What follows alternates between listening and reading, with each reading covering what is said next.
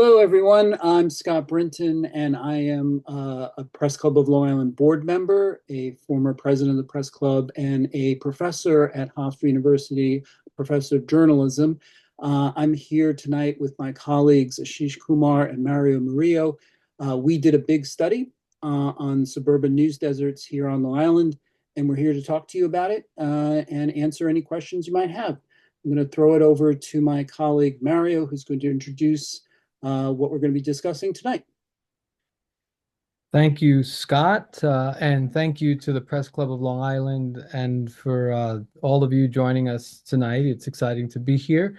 Always awkward being in a virtual space, but it's a real pleasure to be here to launch this website that we've been working on for a long time around the news deserts. I also want to kind of give a very special note of appreciation and thanks to the president of Hofstra University, Susan Poser. I think Dr. Susan Poser is going to be joining us tonight, but precisely because when she arrived on the campus a few years ago, she put out a call for research and for proposals to the faculty and to the different units on campus to do work that are doing work in the community to propose interesting projects. And this project that we're about to introduce you to and talk about tonight was essentially funded by a generous grant from the president's office at Hofstra. And so if it wasn't for that, we wouldn't be here tonight. But it's really exciting to be able to share these findings, but more importantly, to talk about the work, because it is an ongoing project that really was meant, one, to understand the landscape, the communication media landscape in the local area surrounding Hofstra University and the neighboring communities in particular that are in many ways underrepresented in the media in our area. But also, I think more importantly, is to figure out ways in the short and long term to design programs and initiatives that we can do in collaboration with local media, with community organizations, and with, of course, our students and our faculty to to fulfill and to help meet the needs, the communication and media and storytelling needs of the community in collaboration, of course. And in many ways, that was the origins of the project. The project came out of an ongoing conversation that's happening nationally, and it's been happening nationally for some time now, about the issue of news deserts, right? The idea of the growing deficits in information that we're seeing that have been caused by the erosion of news media throughout the country, the closing of newspapers, the local radio stations being gobbled up by national conglomerates, taking away the local from these radio stations across the country, essentially resulting in a decimation of local news coverage of communities throughout the country. And I was going to so many different conferences and sessions, academic and professional conferences around communication, the AEJMC and others, talking about news coverage and where people were talking about the news deserts, but really in the context of rural communities and to a certain extent some urban centers that lost their major newspapers, their dailies. Um, but I kept thinking every time that, these news deserts have always existed. We didn't call them news deserts, but has always existed in communities of color, in Black and Latino communities around the country. And I speak for myself, working in New York for so many years. And I said, and how is it where you don't have a news desert technically, but you have communities that feel underrepresented and misrepresented in the local media. And so that's when we started talking about this idea of, okay, how does the news desert manifest itself in a place where we have dozens of media outlets like New York, like suburban New York, which is, shouting distance of the largest media center in the country, if not the world. How does that happen? Can we talk about news deserts in a space like that, like Long Island, and particularly in the surrounding communities around Hofstra University. So we were really interested in investigating how this has impacted the local communities surrounding Hofstra, and all of us, the three of us, but the other people that we were working with on this project, we've been engaging and working and collaborating with these communities for many, many years at Hofstra, through the Center for Civic Engagement, through the Herbert School of Communication, through the radio station, through other mechanisms. Scott Brinton, of course, through his work at the Long Island Herald for many, many years. So we wanted to get a sense of how these communities surrounding Hofstra University were being impacted by this dynamic. So we were asking, we framed a bunch of questions. What are the challenges that grassroots local organizations dealing with issues around housing, around local environment, dealing with education, dealing with youth advocacy, dealing with immigration rights, dealing with worker rights, etc. How do they work in getting their stories told? What are the challenges that they face in getting their stories told and their voices heard? We also wanted to figure out how journalists in the area, great journalists all around, Scott Brinton being one, but there's so many, and many of you who are joining us here, given the constraints, the inherent constraints that we all know, affect us as journalists when we're covering communities, economic constraints, timing constraints, headline constraints, all these different things that impact us. How do journalists navigate this world and the local area, and trying to report on the community in a comprehensive and egalitarian way, if you can say? And then finally, I think this is the most important thing, and this is a takeaway that I think we might have a chance to talk about a little bit later at the end, and I'm going to try to wrap up quickly, is what role can we as a university play in facilitating and bridging the gap, right? Facilitating media access in communities that have been suffering from this vast information vacuum that we found in the study, but that we know have existed for a long time. And this kind of harnesses, we're trying to harness the energy that's happening around the country right now. According to the center, and I know a lot of you are probably familiar with the Center for Community News, the CCN, which is based at the University of Vermont. They're doing tremendous work in trying to kind of coalesce and bring people together and study these phenomena of the news deserts. But they say, the CCN points out, that there are more than 120 university-led news reporting programs across the country.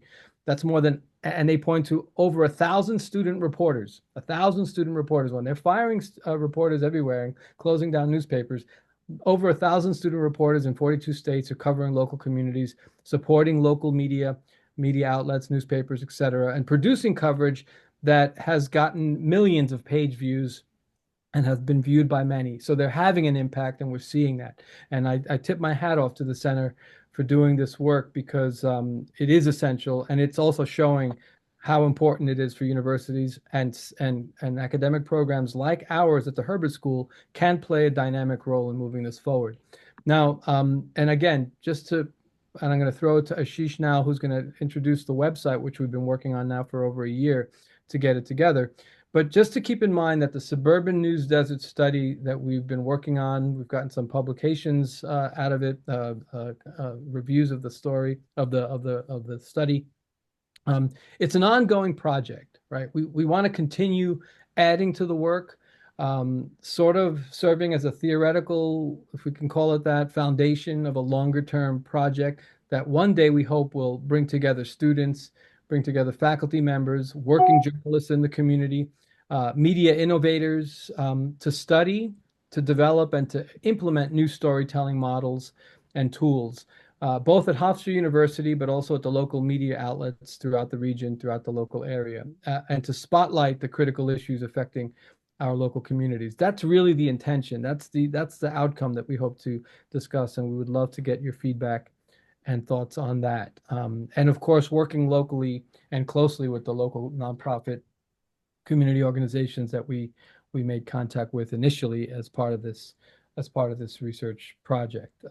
So without further ado, I want to throw it to close colleague and friend, Professor Ashish Kumar, who's I won't even talk about his bio. He's done so many great things and really focused on this idea of where communities can tell their own stories, internationally and right here in the US. And he's going to talk to us and kind of help us navigate through this website. So, Professor Kumar Ashish, why don't you take it away? Thank you, Mario. Thanks, Scott. Yeah, it is truly exciting for us to be able to share this public-facing aspect of the research. As many of you who are in academia, and I assume that this gathering today has a mixed, some are journalists, some are scholars, some are publishers. That oftentimes in academic publishing, the results of one's work are known to a very narrow slice of scholars who have access to peer-reviewed journals and or conferences where these papers or the results of findings are shared. And one of our goals at the beginning of this project was always to be able to share the findings, the gatherings that we have been doing with communities, with fellow journalists, and to find a form where they can live, but they can also be developed as an ongoing practice. And so one of the things that I teach in my teaching is new ways of storytelling and new portals where people are accessing stories. And the web has been around for a long time, but many more innovations on the web have allowed us to share data meaningfully. And innovations in HTML, innovations in graphics, libraries, and so on allow audiences to look through, to sift through, and make sense of rich data that would otherwise remain a bit more inaccessible and obscure in published form. So one of the goals for us was to find a way to distill some of the data that we came across, some of the conversations that we came across, and present it back to the community. So we have potentially 2 or 3 different audiences for this. Obviously, the community with whom we sat and conversed and asked and listened to, which are the community-based organizations as well as media organizations. Those are our primary audiences in the vicinity of Hofstra University and the New York metro area.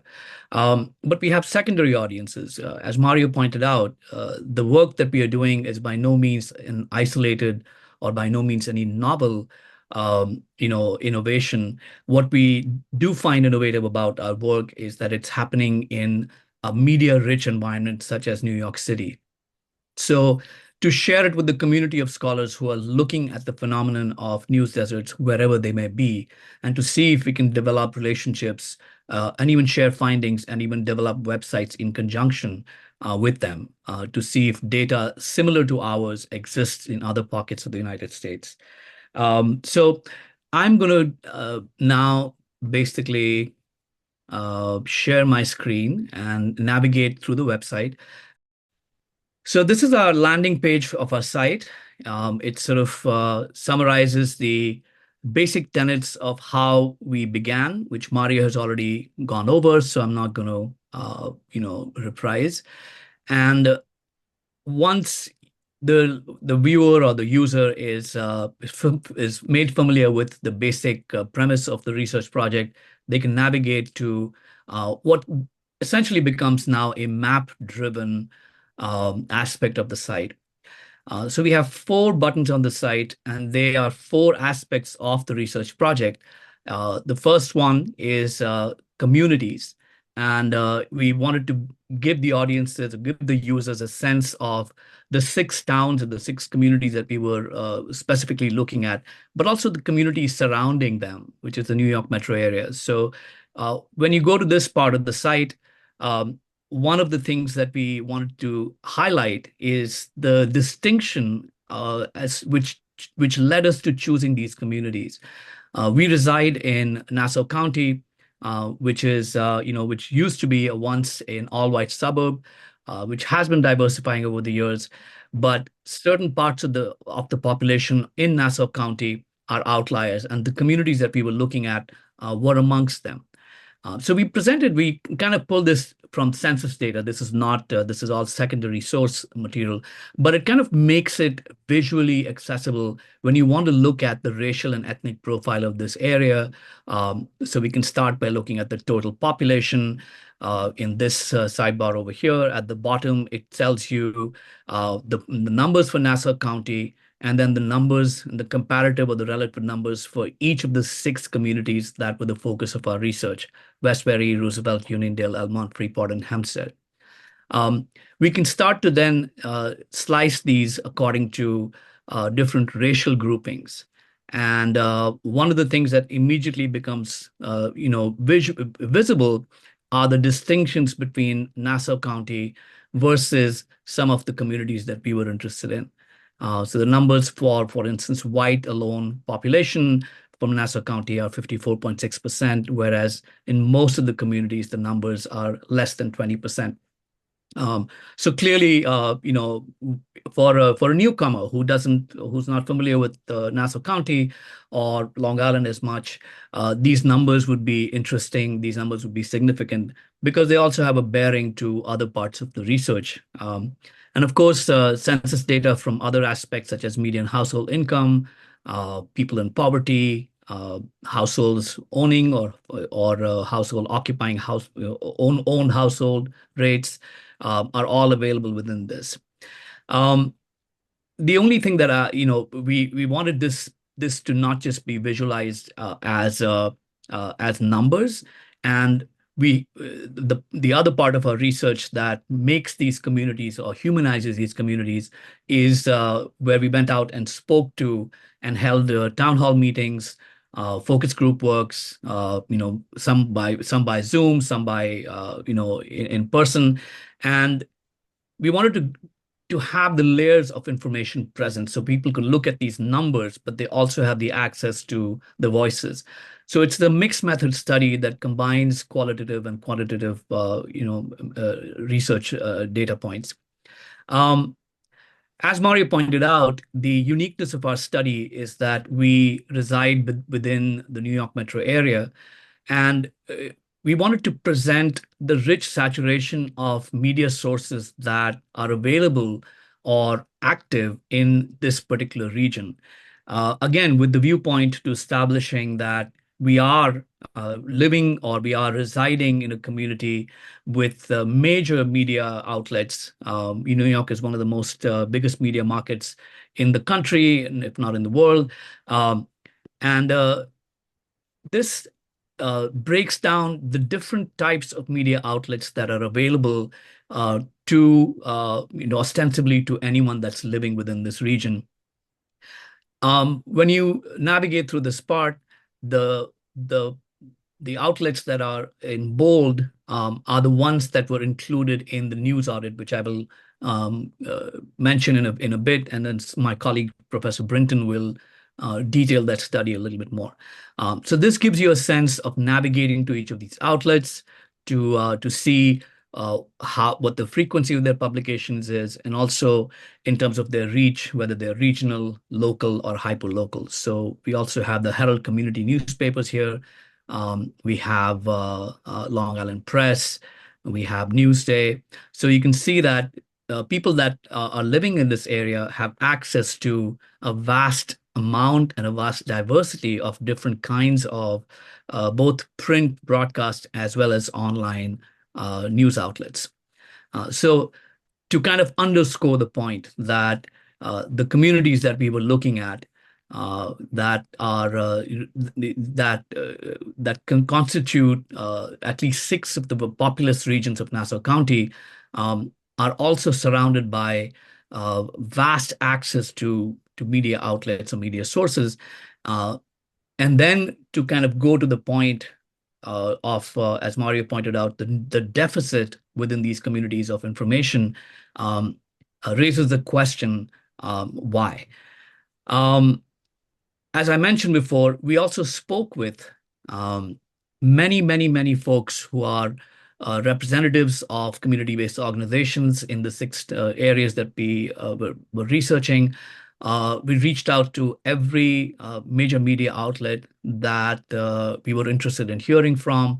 And we held several forums and used different modalities of reaching. We have them fill out questionnaires on Qualtrics that allowed us to have both quantitative responses, but also scale responses that could be on Likert scales and so on. We held conversation forums with both community groups as well as media organizations.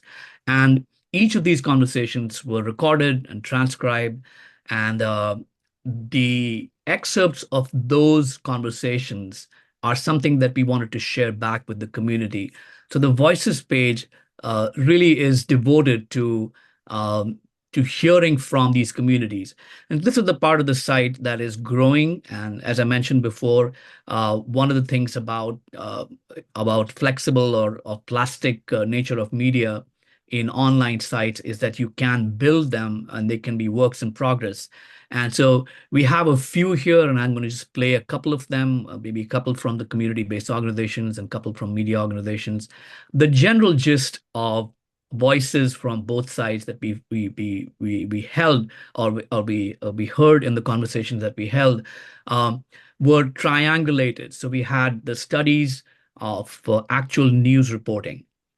We had the quantitative, questionnaires that the communities filled out, both the journalists as well as CBOs, and then we had these open-ended conversations that we held. So I'm just going to quickly. So each of these organizations were part of the conversations that we organized. And so I'm just going to, Birth Justice Warriors is an organization that advocates for birth equity for women of color. And here's a soundbite from one of the conversations that we had. One thing that I've seen in, just this coverage of, racial disparities in health outcomes is that there's kind of like an underlying, you have to almost like be forthright in terms of saying about why those differences are there. I think that there's a lot of assumptions that are made about, again, because it has to do with health, that it's like, it's the behaviors or the actions of the people specifically that sort of led them in as a group into these kinds of conditions that, hey, they have, worse health outcomes, what do you expect, that kind of thing. And I think I think that's what I've seen is that just sort of rolling with that assumption versus, trying to take the next step to say that this is actually, because of these, the environment, the larger systematic reason, and that kind of thing. So just a sample of some of the frustrations we heard from the community-based organizations.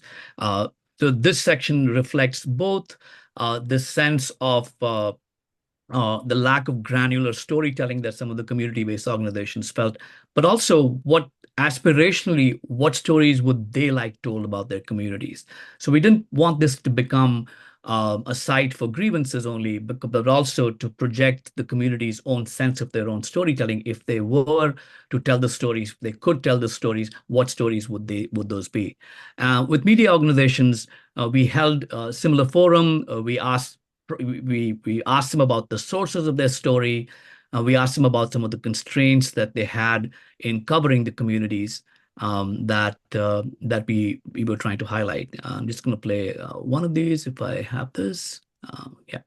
The pandemic really hit us hard. We used to have 16 newspapers, and now we're down to 8. We wish we had more resources, more time, and more opportunities to cover more stories. And I have a feeling, I like to say that I've disappointed many people. I get almost on a weekly basis calls, emails, texts, people asking, begging, pleading me to look into something or other. I just don't have the bandwidth, as one of my colleagues likes to say.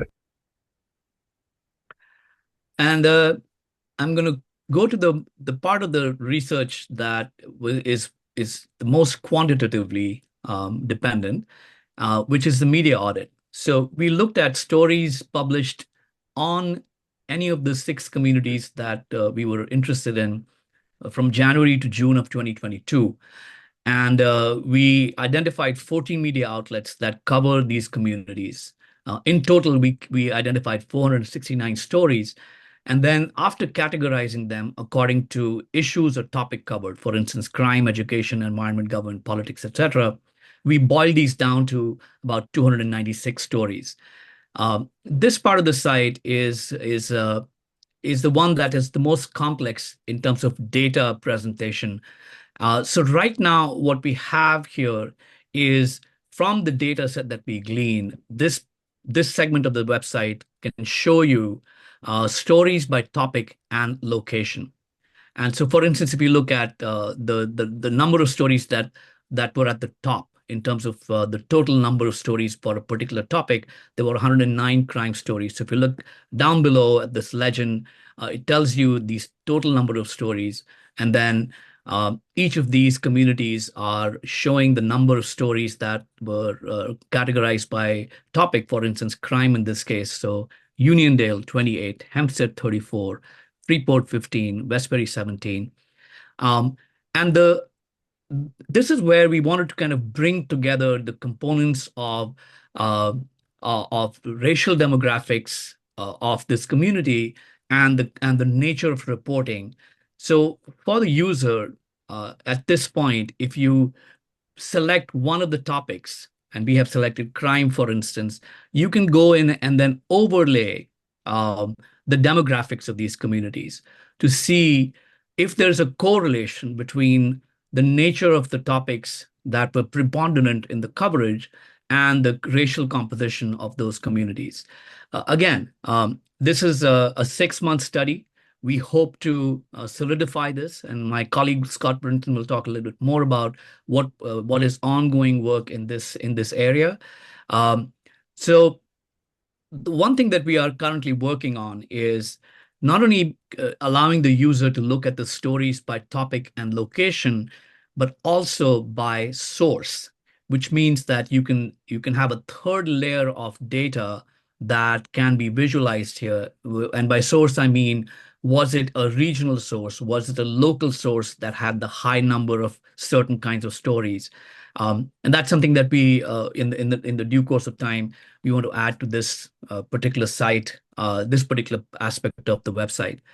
At this point, what I'd like to do is I'd like to stop sharing my screen and turn it over to my colleague, Scott Brinton, who will go into further detail about the media audit study and also turn it over to you folks for the Q&A session.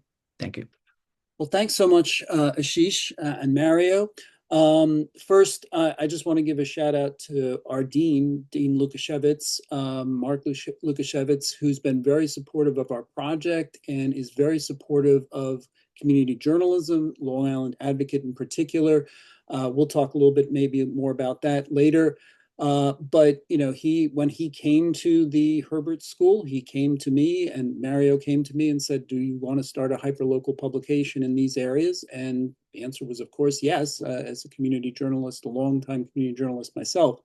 The other thing I did want to note is that our selection of journal where we did publish the study rather, it's an open access journal. So meaning that it goes out to anybody. If you know anything about academia, most of the journals or the preponderance of the journals are not open access. You need special privileges, usually library privileges, in order to access them.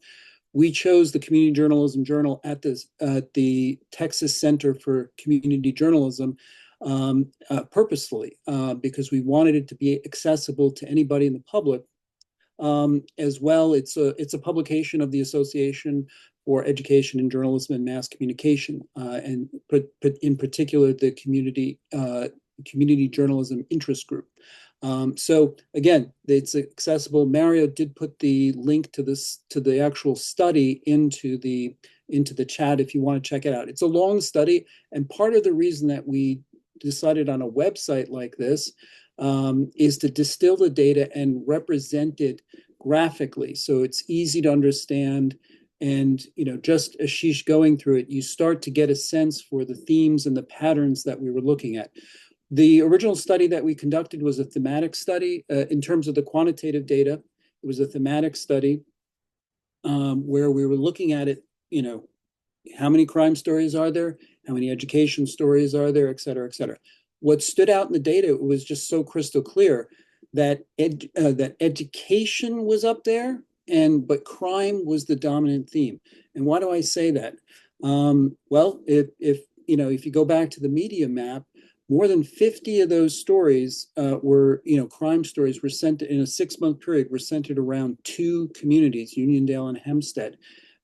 Double the number of education stories that were reported in those 2 communities. And then if you go look out at the other communities, in particular Elmont and Freeport, they had a lot of education stories, but there are 2 community newspapers there. So that, of course, tells us the importance of having a community newspaper in the area. At least you'll have that type of coverage there. There were more than 70 stories between Freeport and Elmont that were education-based stories. But we looked at 9 other critical information needs of communities. So the literature, the academic literature talks a lot about critical information needs of communities.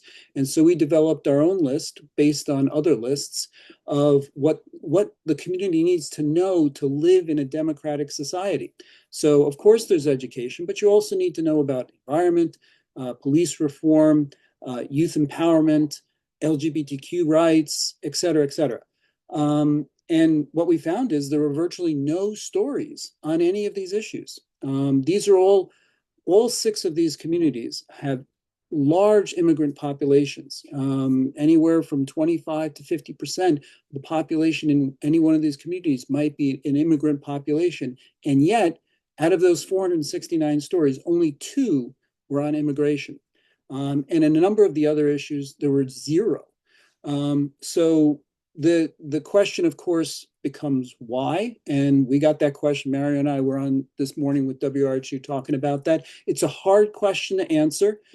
We based the study around what's called script theory. And basically, script theory is a sociological term that goes back to the 1950s with a sociologist named Sylvan Tompkin. And the idea is that people live their lives according to scripts, and that includes journalists. And so for if you go back to journalism in the United States all the way back to 1690, when it really first began on this continent, you find that in communities of color, the preponderance of coverage is oftentimes crime coverage. And that, according to our study, has not changed much within Nassau County. Let's see. Now, the question, of course, what can we do about it? We've been working very hard with the Long Island Advocate to develop student work. We've had a number of stories recently published about the Hempstead Uniondale area to cover the issues that matter to people. We're also looking at positive stories, but we're looking to ramp up that coverage. We are looking also to form partnerships with local community newspapers, including the Herald, where I was formerly executive editor, to publish not only on our Long Island Advocate, but also in the local communities that where there are community newspapers. So the Herald now recently opened a paper in Uniondale, and that's an important development because folks there are clamoring for positive coverage, and the Uniondale Herald is indeed providing that type of coverage to folks. In terms of where we go next, again, it's all about ramping up the coverage, developing new ways of covering the communities, and at the same time, continuing the study. So there are 2 ongoing studies that are happening right now, and a third is happening next summer. But in terms of the follow-up, again, I mentioned earlier that the quantitative data was a thematic study. So the new study is what we call content analysis, where we're delving deep into the actual content. It's a lot slower study.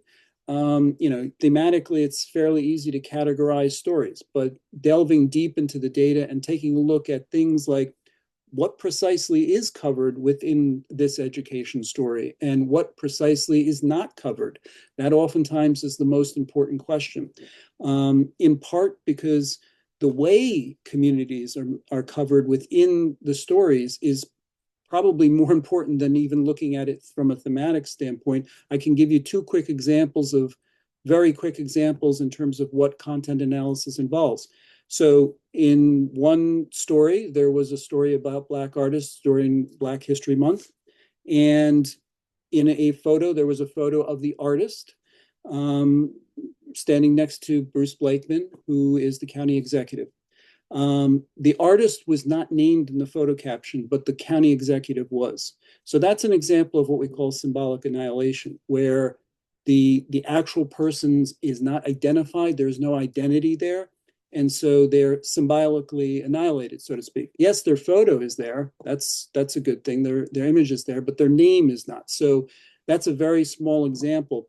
A larger example would be there was a story recently on banking and what the lack of banks in communities of color. In specifically, this story was focusing on Roosevelt, and folks within the story were complaining about the lack of banking. But then for the explanation for why, the reporter in that case turned to a vice president of a bank who basically said that, and I'm just paraphrasing here, but it's close to the story, that there was a lack of education within these communities on banking and on budgeting. So that's a form of, to my mind at least, racism, where you're not looking at the precise reasons, the historical reasons why there are no banks in communities of color like Roosevelt, or very few, one, maybe two. You go to surrounding white communities, you find lots of banks. But none of that was discussed within the story. So we have what's called muted group theory, where basically an entire population of people can be muted, either through what is covered, in this case, lots of crime, and then what isn't covered, which are the issues that are central and focused. As well, what is the sourcing? So we're looking at sourcing within these 469 stories, and by and large, it is officials, and that's been a traditional complaint among communities of color, that you don't represent us within these communities, and that's what we're finding within the stories, digging into the deep content of the actual stories. And then finally, there's another ongoing story, study that I'm working on with Martine Hackett, Dr. Martine Hackett, who's over at who's in public health. And, she and I are looking at the psychosocial effect on teenagers, specifically, like what is the effect of all of this news coverage, the negative news coverage in particular, the crime coverage. If you look at certain communities like Hempstead, 7 crime stories per month. You could imagine how you would feel if 7 major crime stories per month, and that was the only coverage within your own community. How would you feel as a person? Particularly when oftentimes that coverage is sensationalized and then cast out to a much broader audience through regional networks. So there's a lot of stigmatization of communities, in particular Hempstead and Uniondale, but the others as well. And these students are feeling it. I can tell you that there's a lot of anger within the high school students for the coverage that is, that how their communities are how their communities are covered. They're very well aware of how it's covered, and they're very well aware of how others view them because of that coverage. So those are the things that we're looking at now, that we want to incorporate and build into the site, so that it's this living, dynamic site that is changing over time. It's not going to be a static site that remains one and the same. And then we've got all kinds of things going on in terms of like future hopes, in terms of training and centers, but I'll leave that to Mario, who's our vice dean, to talk about. Mario? So are we going to read? I see that we'll Did you want to talk at all about like hopes for a media center or anything like that? Yeah, I mean, I can talk briefly about that. I'm looking forward to the conversation with the guests who are here and who are joining us.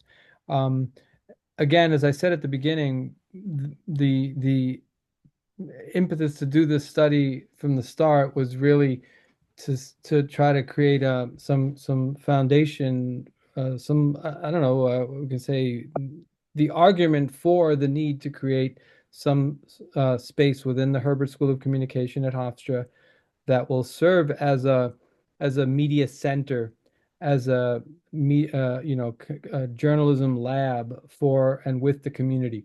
It is something that exists in many, many other institutions very similar to ours all around the country, Rutgers and Temple, and across the country. There's similar centers like that. In many ways, it would not be too difficult for us to create those spaces because we've been doing a lot of this kind of collaborative work for many, many years at the Herbert School. We have the Journalism Summer Institute that Scott and Mario Gonzalez, who's another professor of journalism at Hofstra, who've been doing high school journalism institutes in the summer. And that's been going on for a while. We're hoping to expand that actually in the coming year.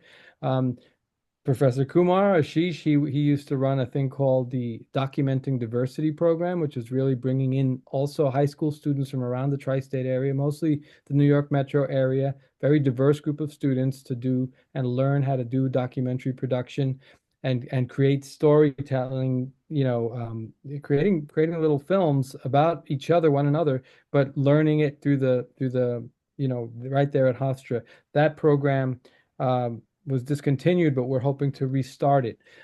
We have the Long Island Advocate as a space that we're not only hoping, that's not only a space for students to go out and report on the community, we're also inviting the community to write commentaries and profiles and do kind of reporting as well in the Advocate. That's something that we're continuing to try to push. Sometimes it's hard to get local community leaders to write because they're so busy doing so many other things in the community. We have the radio station, WRHU, which is a community licensed station licensed to the Board of Trustees of Hofstra University. That's another space that we're really pushing as well to try to get our students more involved in covering the community. And so the idea of doing, so we already have many elements of this, of what would be a center or a media lab or whatever, but the idea is to kind of put some more legs on it. And again, this is my hope. It's a short and long term, but really a long-term project that I hope is going to start to bear fruit shortly. And it would have three components. One is to continue research, to continue understanding the needs in the community, again, with the community, in terms of information, communication, storytelling, reportage, etc. Second component is training, media training. We've done a lot of that already. And we see, and in the past, we've done events and workshops and conferences with local organizations, local media, to find out, and people are looking for more training and for learning the skill sets of doing video. I mean, everybody says now we can do our videos on these iPhones and on our smartphones, but there's a lot of need and demand for that kind of training. And if we can create some kind of infrastructure for that. And then the last part is the storytelling, right? And that storytelling could be journalism in focus. It could be mini documentaries. It could even be, we could even, dare I say, even do short, fiction if that becomes part of the overall goal. And the idea is to kind of build that space with various units on campus, but really housed at the Lawrence Herbert School of Communication. So I think we can do it. It's a little bit ambitious, but this is something that we've been talking about. Dean Luke, who's been, as Scott pointed out, very supportive of the work, is also excited about it. I understand the provost of Hofstra is excited, or at least is looking at it. So there's a number of things that we're trying to develop right now to make this come to fruition. So, yeah, I guess the last thing is the the one thing that's exciting in the spring semester. And Scott, I don't know if we could mention it, but that we're going to work with this 5 students, really top-notch journalism students in the program right now. They're all juniors in the program, 1 senior, and they're going to be working alongside the editorial staff and reporting staff of the Herald newspapers, working on a series of features and investigative stories about immigration and how the immigration reform, immigration policies are going to start manifesting themselves under this new administration, particularly on Long Island, which is, as we all know, impacts directly so many people, thousands of people on Long Island and right in our immediate backyard. And that's going to be an ongoing project. The students are going to be doing internships, and they're going to be supervised by Scott and myself and perhaps some other faculty at the Herbert School. And so that's an example of the kind of things that the Center for Community News in Vermont has been highlighting and focusing, the real world journalism that students are doing around the country. We'll be doing it right here at Hofstra. Great. Well, if anybody has any questions, you could put them into the chat. We'd be happy to answer them.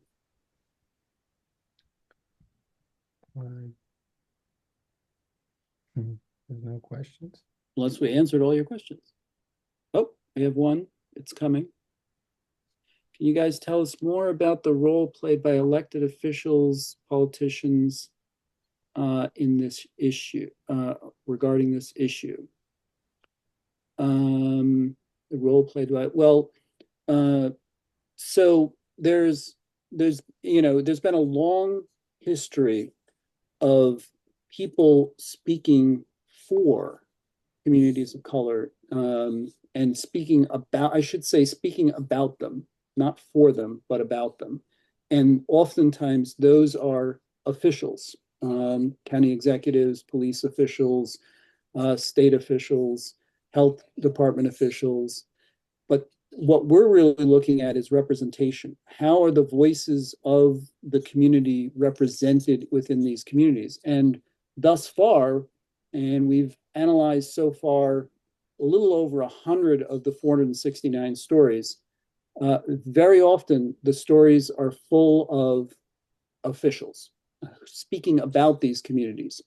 There are some exceptions, mainly education stories, where you will get students speaking, but those are oftentimes a rarity, and most often they appear, with the exception of the community newspapers, most oftentimes those appear during the 2 months that I mentioned, either well, I don't think I mentioned it here, but 2 months out of the year, Black History Month in February, or June when Juneteenth is celebrated. So, it's really about who's being represented here and whose voices are being heard.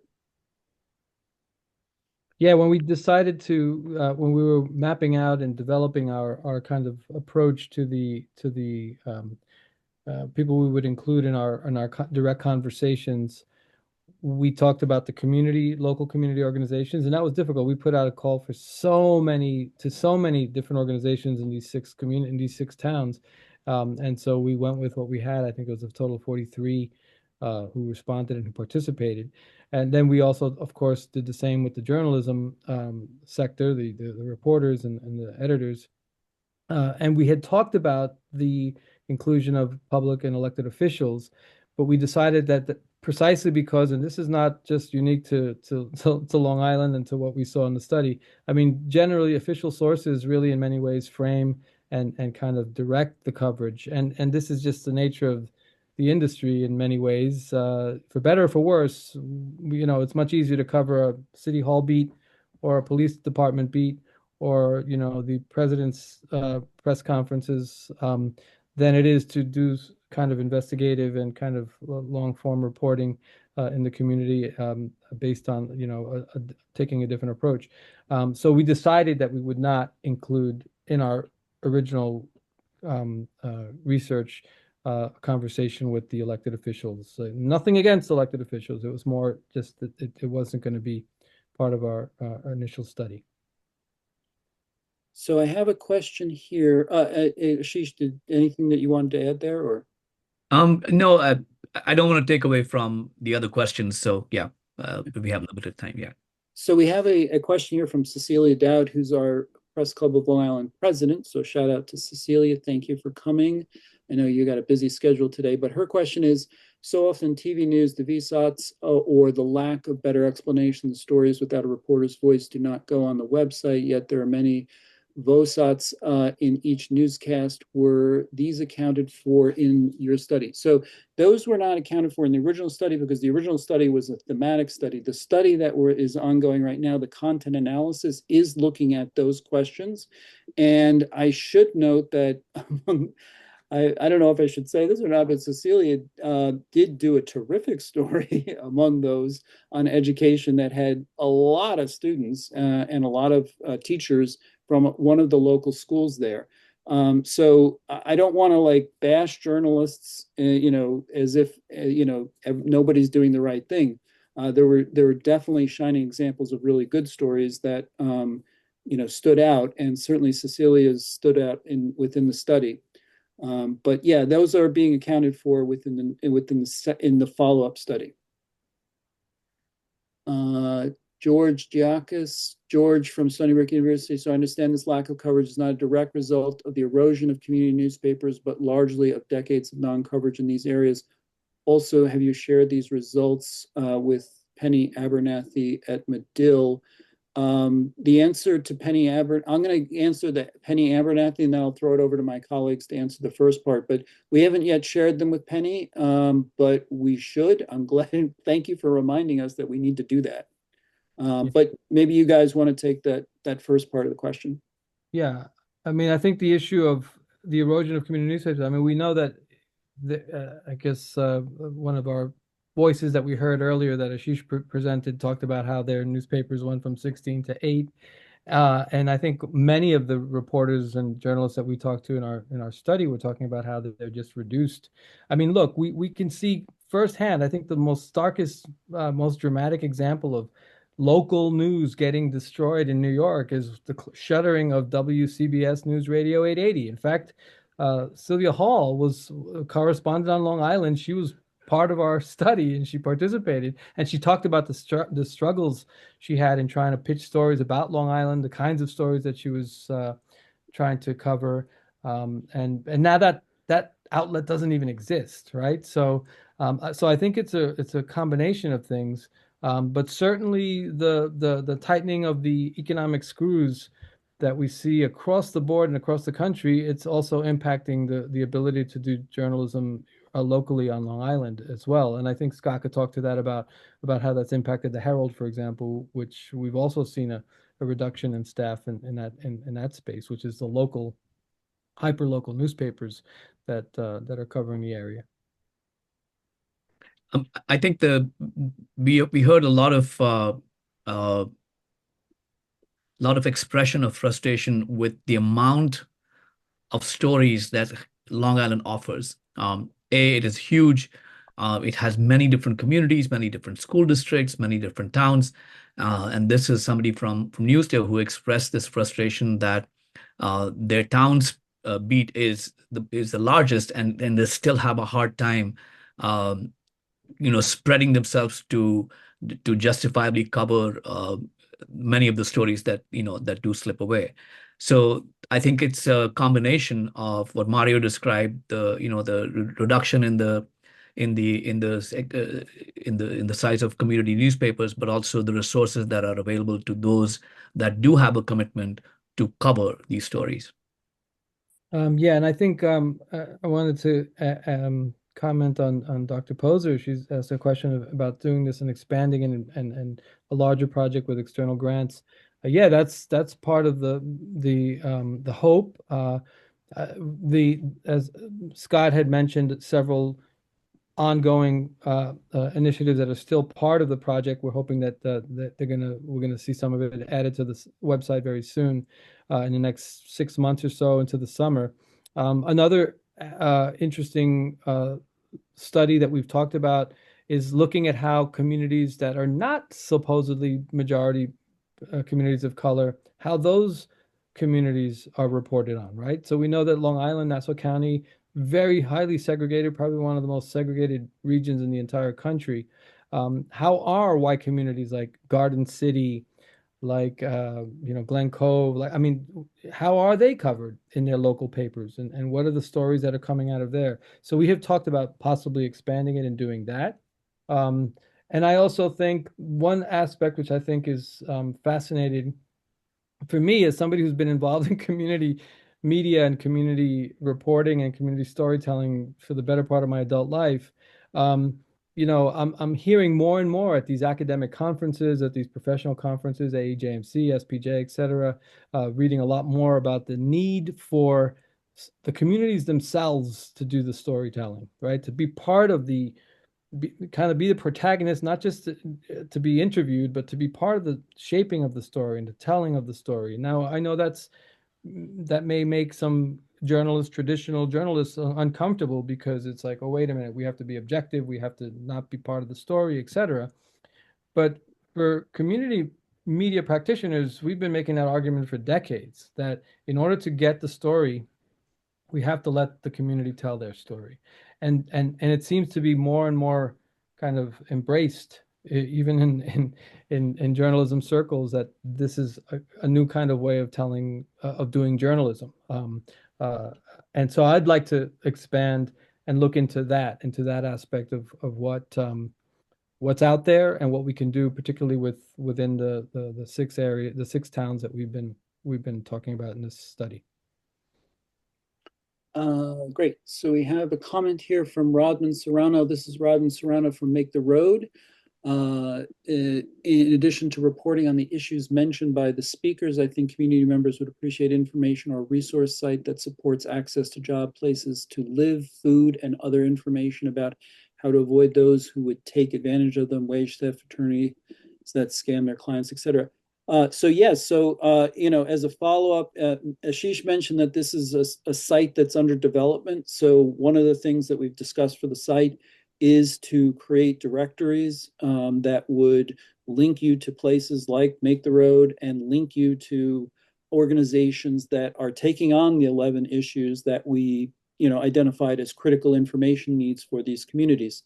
So that's definitely part of our future plan. Okay, you guys want to add anything to that at all? No, I think the next question is something that we started to touch upon, which basically goes to this issue of solutions. And I know that Scott and Mario have both been at conferences where there's a new stream of solutions journalism, and this kind of goes to that point of recognizing the challenges that news organizations often face with funding and staffing. Are there other models of reporting in the form of nonprofit newsrooms? And one of the hopes that we have from this initiative, and I think this was kind of written into the original charter of this project, was to not only identify these spaces where we are seeing the deficit of news and information, but also figure out what we can do as a university with our resources, which do not take away from our main mission of teaching, but also teach students within the community in the context of the community. And I think that's something that we are still working on to give shape to. And I don't know if that kind of addresses the question that you were raising, Anastasia, with the idea of a nonprofit newsroom. But that's the extent of how we have envisioned the solution, or one of the solutions that we possibly see out there. And if you want to add to that. Yeah, what I would add is that nonprofit newsrooms are part of the solution, but not entirely the solution. I think part of the solution is education among journalists to understand how they're covering communities. First, it's important to understand the historical context in which they're covering. So, as I mentioned, if you go back and you look at the history of journalism in this country, there's a lot of racism and a lot of participatory racism. And I'm not saying that there's any overt racism here. And I'm not saying journalists today are racists, but I think it's important that we understand there's a historical context there. And once you do, then that raises your eyebrows a little bit, that I have to do things in a more careful way. I have to be better at what I'm doing because of this long history of racism in this country. Up until the 1960s, the mainstream press was an entirely white press. And looking at, historical newspapers at the Library of Congress, which is one of the projects I'm working on, it's really scary, particularly when you look at Southern newspapers, during the Jim Crow era. But that's our history. We have to acknowledge that and to understand it. And then to understand some of the things about how that manifests itself today in our everyday coverage. What's missing? What are we covering? Why are we focused so much on crime? And how do we do better? How do we, we make sure that we name people. For one, that's the simplest thing. So one of the things I'm hoping for is that we sometime in the near future do some type of conference to bring Long Island journalists together to really talk about this. How do you cover communities of color, and not only bring journalists there, but also bring, folks from the communities themselves, because they have a lot to say and they really want to talk to the journalists. I'm sure you have something to say on that question, Mario. I think you summarized it. I think we've run out of time, if I'm not mistaken. Yeah, we're just at 8 o'clock. Not seeing additional questions. I do want to give a big shout out to our web developer, Ali Tanuser, who has been working alongside us to give shape to our ideas with his wonderful pixie dust, as I call it, that he puts on websites. And of course, our research assistants who are part of this project for over the last course of 2 years. We have worked with at least 4 of them. We're going on 3 years. We're going on 3 years now. So yeah. All right. So I think that wraps it up. Yeah. Yeah. Thank you everybody for coming. Yeah. Thank you all. Have a great night, and yeah, take a look at the report, and would love to get your feedback. Is there you get through the website, I suppose, would be the best way to get in touch with us, no? Oh, real quick question for someone came in late. You can find the study on our site in the blog section. In the blogs, right? Yeah. Excellent. Okay. Okay. Well, thank you, everybody. I'm going to sign us off now. Thank you, Brandon. Thanks, Mario, Scott. Take care. Be safe. Have a good night.